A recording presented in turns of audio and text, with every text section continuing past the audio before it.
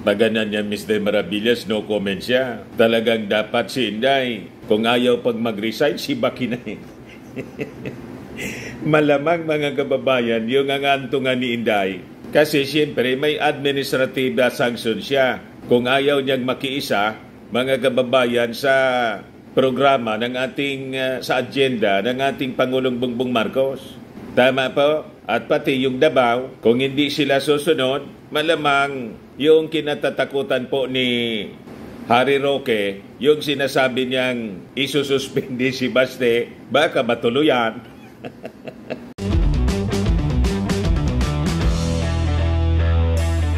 Ito naman po yung bago naming product na binibenta online.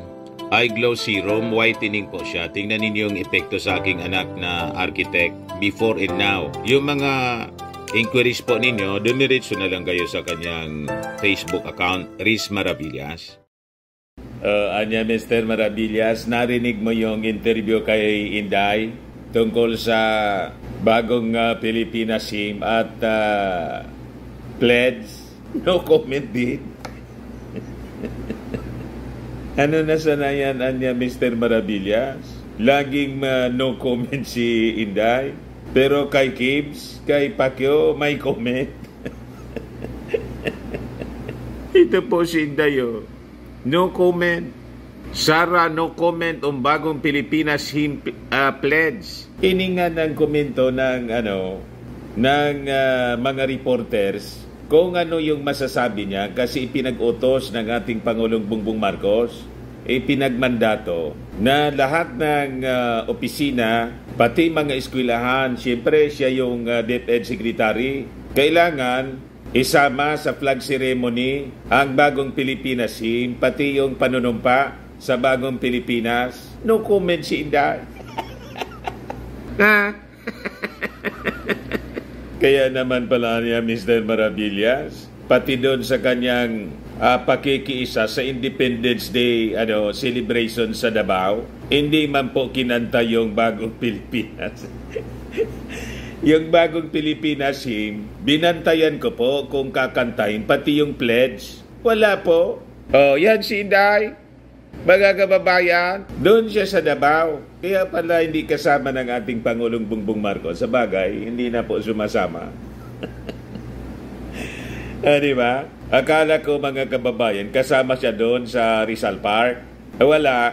Tinignan natin sa Malolos, Bulacan, kung siya yung naka-assign doon. Wala din. Ang nandun, mga kababayan, si Speaker Martin Romualdez, ang susunod na Pangulo. Doon sa Kawit, Cavite naman po, ito mga important locations ito po, important places sa Independence po. Independence Day celebration. Sige po ang nandun. Si Inday pala, umuwi ng Davao. Tapos binandayan ko po yung ceremony after ng pag-awit ng Lupang Hinirang. Ang sunod, mga kababayan, na kinanta yung dati, yung Ang Bayan Kong Tanging Ikaw, Pilipinas Kong Mahal. Binantayan ko kung isusunod ba, mga kababayan, yung bagong Pilipinas SIM, tapos yung pledge. Kasi may utos yung ating Pangulong Bongbong Marcos. Wala talaga po. Natapos yung seremonya. Ayaw makiisa po ni Inday. Tapos, hiningan ng komento, no comment siya. What? Di yan, Mr. Maravillas, kung yung Davao at yung Vice Presidente mismo, no comment. Hindi niya masabi kung i-implement ba ng department kasi secretary siya ng Department of Education. Importante pa naman, mga kababayan, na dapat sundin ito, lalo na ng DepEd. Kasi importante po ito, mga kababayan, sa ating mga mag-aral, na dapat po maisadiwa nila, maisapuso, maisadiwa nila ang mithiin po ng ating Pangulo para sa bagong Pilipinas. Paganan niya, Mr. Maravillas, no comment siya. Talagang dapat si Inday. Kung ayaw pag mag-resign, si Baki na eh. Malamang, mga kababayan, yung ang antungan ni Inday. Kasi siyempre may administrative sanction siya. Kung ayaw niyang makiisa, mga kababayan, sa programa ng ating sa agenda ng ating Pangulong Bongbong Marcos.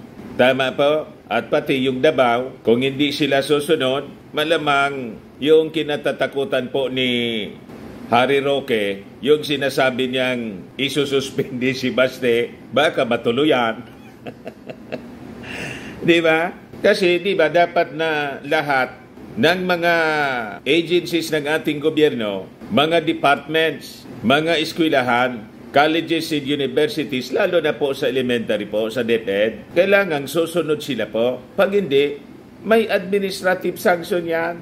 Tingnan na lang natin mga kababayan sa mga susunod na araw kung patuloy nilang i-ignore o i-define nila yung order at hindi sila po susunod. Kaya po, no comment. So, iba yung ipinapaiwatig nito mga kababayan ng no comment ni Inday. Vice President and Education Secretary Sara Duterte has no comment on Malacanang directive to integrate the recital of the Bagong Pilipinas hymn and pledge in the conduct of weekly flag ceremonies. Pero pagdating mga kababayan sa issue ng pag-serve ng warrant of arrest kay Pacquiao, may mahabang komento po si Inday. Kaya napareact tuloy po si dating Office of the Vice President Spokesperson Attorney Barry Gutierrez. Sabi dito sa report ng Impact Leadership, very obvious where her loyalties lie. Attorney Barry Gutierrez criticized Vice President Sara Duterte for questioning the use of excessive force in serving the arrest warrant against fugitive Apollo Kibuloy. Gutierrez pointed out that Duterte remained silent when China used water cannons against Filipinos but was quick to issue a statement when her ally Kibuloy was served with an arrest warrant, suggesting where her loyalties might lie. Sabi mga kababayan ni Barry Gutierrez, makikita mo niya yung inconsistency in former President Rodrigo Duterte condemning the excessive and unnecessary force used in serving the warrant, contrasting it with his previous shoot to kill directives to the police when he was in office. Tama naman po. Nabulsay mga kababayan ni Barry Gutierrez, yung mag-ama. So sabi po ni Barry Gutierrez, isa pa to, kapag ang China binangga at gumamit ng water cannon laban sa mga Pinoy, tahimik. Pero kapag ang tropa nilang si Kibuloy inaresto, aba, statement agad. Very obvious where her loyalties lie. Kasi sabi po nung sa statement ni Inday, kaisa ako sa mga nananawagan ng maayos, katanggap-tanggap at makataong pagpapairal ng batas at pagtataguyod ng hustisya sa ating bansa.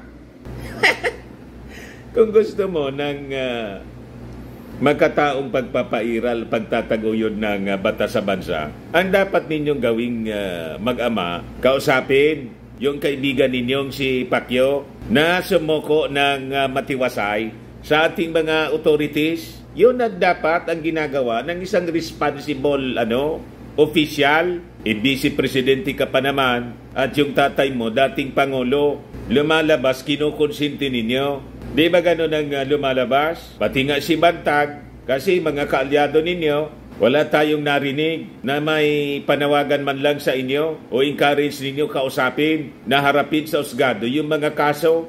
Tapos, may komento kayo ng magsagawa ng operations yung ating mga authorities. Sabihin ninyo, dinadaan sa dahas. So, anong dapat gawin ng ating mga authorities? Maghintay na lang kung kailan gustong sumuko ni Pacquiao? Tama ba yung ganon? Pagkatapos dito sa issue ng Bagong Pilipinas, no comment din. Parehas ng issue sa China, no comment. Kay Pacquiao may comment, automatic yung comment. Di ba? Di ano niya, Mr. Maravillas, yung mensahe man ni Inday. sa Independence Day. Pakinggan po natin yung sinasabi niya. Ayan si Inday, mga kababayan. Oh. Iparinig ko sa inyo yung audio ng kanyang speech, mga kababayan. Doon na. Oh. Commodore Alphonsine Tumanda, ladies and gentlemen, mga kababayan, mga kaigsuunan kong Dabawenyo, Assalamualaikum, madayaw, ugmayong adlaw, kaninyong tanan, magandang araw sa inyong lahat. The city government of Davao warmly greets everyone gathered here. Celebration of the 126th anniversary of the Declaration of Philippine Independence, anchored on the theme, Kalayaan, Kinabukasan, Kasaysayan. Today, we are gathered to commemorate 126 years of sovereignty, as well as to honor this great legacy left to us by our forefathers who displayed true courage, bravery, and patriotism. On in we do not only celebrate our liberation, but also place emphasis Malabo yung on video. the importance of remembering the adversities we have overcome and the ideals we fight for. The freedom we experience in the present is a result of the unyielding resolve of our ancestors to reclaim our right to govern ourselves as a sovereign nation. First atin ay para sa Diyos, sa bayan, at sa pamilyang Pilipino. Syukran. Ayan, madlag po. Ganon kaiksi, mga kababayan, tulad ng syukran. Ganon kaiksi ng syukran. Ano man na niya yun, Mr. Barabinas? Wala man lang ka latoy-latoy. Yun ang nakayanan ng speechwriter ni Inday Sara. Or baka siya yung may gawa nun, yun lang yung pumasok sa kanyang isipan. Mabuti pa niya, Mr. Maravillas, no comment na lang.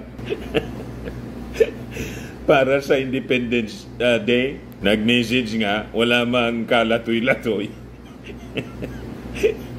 Yun nga. Anyway, dito na lang po tayo sa naging mensahe ng ating Pangulong Bongbong Marcos. So, panawagan ng ating Pangulong Bongbong sa Independence Day sa ating mga kababayan to protect the hard-won freedoms and never cower to threats of intimidation, invasion, and oppression. Yan po ang malaman na statement po referring to the threats ng barkada ni Inday na bansa, yung China. Huwag daw tayo, mga kababayan, pasisindak. Yung mga Chinese warships po nandiyan dyan na sa dumami sila malapit sa Ayungin Shoal. Ang mensahe ng ating Pangulong Bongbong, huwag tayong pasisindak sa kanila. So sabi niya, isang karangalan na mapabilang sa lahing Pilipino niya, na ang mga ninuno ay magiting at nakipaglaban upang maibalik ang kasarinlan at kapayapaan sa ating bansa. Sabi ng ating Pangulo, at bilang anyang tagapagmana ng kalayaan na tinaptamasa natin ngayon, tungkulin ng bawat isa sa atin na pangalagaan ito at tiyakin na hindi tayo kailanman magpapatinag sa anumang banta ng pananakop at pang-aapi. Yan ang leader po. Sabi pa ng ating Pangulo, sa sarili nating pamamaraan, maaari tayong maging bayani ng ating makabagong panahon.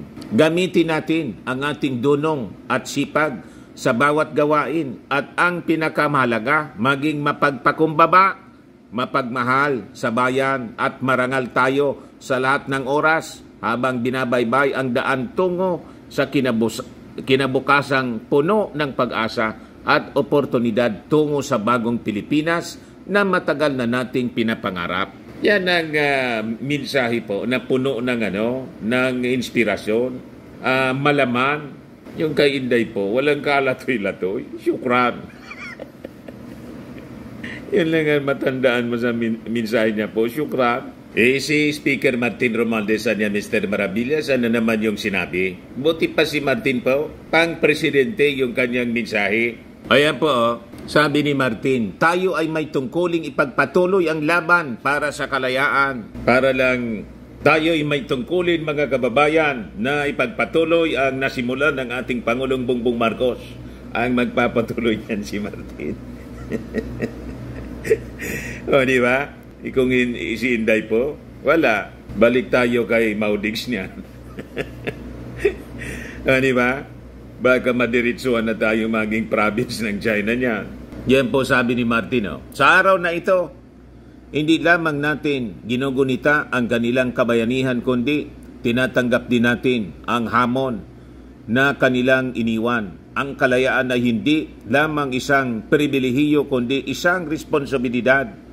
Tayo bilang mga Pilipino sa makabagong panahon ay may tungkuling ipagpatuloy ang laban para sa kalayaan. Hindi lamang laban sa mga mananakop, kundi laban sa kahirapan, katiwalian at kawalan ng katarungan. O, di ba? Napakaganda ng mensahe ng ating Speaker of the House. O, ito po yung mensahe ni Martin. Sa araw na ito, hindi lang natin ginugunita ang kanilang kabayanihan, kundi tinatanggap din natin ang hamon na kanilang iniwan. Ang kalayaan ay hindi lamang isang pribilehiyo, kundi isang responsibilidad. Tayo, bilang mga Pilipino, sa makabagong panahon, ay may tungkuling ipagpatuloy ang laban para sa kalayaan. Hindi lamang laban sa mga mananakop, kundi hindi laban sa kahirapan, katiwalian at kawalan ng katarungan. Ang pagdiriwang ng araw ng kalayaan ay hindi lamang pagbabalik tanaw sa ating makulay at ating kaysaysayan. Pagkakataon din nito para tayo makaisa sa pagbuo ng isang mas maunlad at pakatarungan lipunan. Walang syukran. Di ba? Ito naman po yung mensahe ng ating Pangulong Bongbong Marcos sa Vindi Honor sa Ceremonial Hall ng Palasyo Malacanang, kasama yung mga ambassadors ng iba't ibang bansa. Nandun po si yung ambassador ng China, kausap po ni Martin. Ito yung ambassador ng China, mga kababayan. Yan yung Vindi Honor, mga kababayan. Ibig sabihin ng Vindi Honor, wine of honor, yung nagtotoast yung mga ambassadors with the President. Ayan hindi natin alam kung ano yung pinag-uusapan ng dalawa, ni Speaker at saka yung ambassador ng China. Nandun din yung mga senador at congressmen, si Chisi Escudero. Parang sinasabi yata ni Martin, nakasubra na niya kayo, sumusubra na kayo, pumapasok na kayo dito sa amin mismo. May mga uniforme na niya na natagpuan dun sa Pugo, sa Purak, Pampanga. May military uniform ng People's Liberation Army. Hindi man pa. Hindi ko man alam kung ang sinasabi ni Speaker Martin. Pero parang ganun nga Dinodoro ni Martin. Yung ambassador. Hindi man po yun. For emphasis man lang po. Gumaganon lang si Martin. Wala mang masamang ibig sabihin siguro. So, ito po yung speech ng ating Pangulo. Pakinggan natin kung anong sinasabi niya. Thank you very much for all of your attendance, Your Excellencies, at this webinar. And I thank, of course, courtesy ng RTVN po. To the Philippines, the Most Reverend Archbishop Charles John Brown. And published by Manila Bulletin. Which reflects a very good understanding, I think, of the Filipino culture. And we are very flattered and are happy to call you and the rest of the members of the diplomatic corps as friends. I was noticing when we were welcoming the different ambassadors,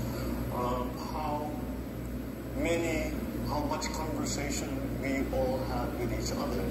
And this is an indication of things that we have started in the past year or so. And the things that we are following up. There are so many things that we still talk about. And for that assistance, of course, the comments as they have given us, if we have met with any kind of success, that success, your assistance has been an enormous part of that success, and for that we thank you, and for the engagements that we have made, as I spent the past year or so. I thank you for that too, and we look forward to continuing that. Allow me to also greet the Senate President Jesus Escudero. Also here with us is the House Speaker Martin Romualdez, all the other excellencies of the Diplomatic Corps, Executive Secretary. Wala si Inday talaga po? And of course, nasa Davao lang siya? Someone who you are actually more familiar with and spend more time with than myself, First Lady Lisa Neto Marcos. Nandyan kasi niya si First Lady Lisa, badsat kay Inday. Honored guests, gentlemen, good morning. It is a great pleasure for me to host this very important occasion with the members of the Diplomatic Corps. We celebrate we celebrate the proudest moment of our storied past, the Philippine independence. 126 years on, since the Philippine flag was first unfurled in 1898 to let flutter in the fresh breeze of freedom, the flame of Filipino nationalism that sustained our ancestors in their quest for freedom remains lit in the beating heart of the Filipino nation to this very day. The glow is not lost to us. From a flickering flame into a fiery blaze, this is how our patriotic sentiments can easily rouse whenever our collective and common interest as a nation is tested. On many occasions, great trials have all the more strengthened our resolve and unified our people. Because as I have said, Filipinos do not yield. The struggle for Philippine independence continues to reverberate to this day. Not against colonial oppression, but against each other. Filipinos do not yield. Inulit ng ating Pangulo. The spirit of our forefathers as we tackle these new challenges confronting our country. Today's reception is more than just a commemoration of the birth of the Philippine Republic, the first in Asia, but a strong affirmation of our century-old nation and of our collective duty as Filipinos to safeguard what our forefathers have fought and died for, so that we may carry on our sacrosanct mandate to protect our country and to defend everything that is rightly ours from those who will try to cross these lines. We must dig deep into our valiant past, draw strength from the heroism of our forefathers. Nandyan yung Chinese ambassador po. Selflessness propel us forward into the future. Excellencies, ladies and gentlemen, as I steer the economic rudder of the nation towards progress, I'm guided by the newly minted brand of governance that we have come to call Bagong Pilipinas, which roughly translates into New Philippines. It is a brand of governance that engenders social and economic inclusivity and transformation, inspires hope and confidence in our people, and promises transformative change for the betterment of Filipinos. To bring this aspiration to fruition, my administration to institute policies and implement measures as laid out in our plans aimed at galvanizing the economy amidst global economic difficulties. The recent launching of Bagong Pilipinas is opportune to chart a new beginning for the Philippines that transcends political color and social background. Allow me to take this occasion to share with you the state of our economy. Despite the woes brought about by global inflation, our country has still managed to curb inflation to a reasonable, now almost manageable level. It remains, unfortunately, our greatest problem. And this is inflation that is brought about by forces that we cannot control. But nonetheless, I think that we have done a good job. And with this, it is a very large improvement from what we were under, the situation that we were under maybe a year ago. To date, we are within 3.5% within the government's target band of 2 to 4. I also happy to note that the continues to enjoy as an investment. The credit rating as an investment destination. We are credited with a stable outlook, which signals growth in the momentum in the medium term. It translates to more accessible financing for our government and for our programs. So we will maintain that status, and we will try to improve that, and across all major regional and international agencies. We now continue to work on our growth, and we have now recently been forecast to have one of the highest growth rates for the next year. And I think that this bodes well for the transformation of our economy, especially as we are trying to recover from the effects of our very bad drought and trying to prepare for what is coming season. So we continue to, but on the foreign policy front. And I was just listening to the Apostolic Nuncios, and I said, you have made a very, very good description of foreign policy. I should write it down, and with your permission, I will plagiarize some of your description. We continue to chart an independent foreign policy in keeping with our constitutional mandate. We pursue through international engagements that seek to strengthen existing alliances, build new partnerships with like-minded states. Our foreign policy is grounded on the continuing promotion and work for peace, and the continuing promotion and work for our nations.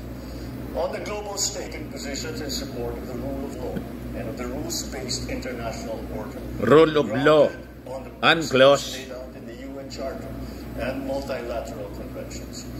As we continue to promote diplomacy and dialogue in our efforts to build bridges in our various multilateral advocacies, such as for peace, economic development, climate change, and amongst others, we shall endeavor to enhance engagements with bilateral, regional, multilateral partners, especially in areas where cooperation has not yet reached its full potential.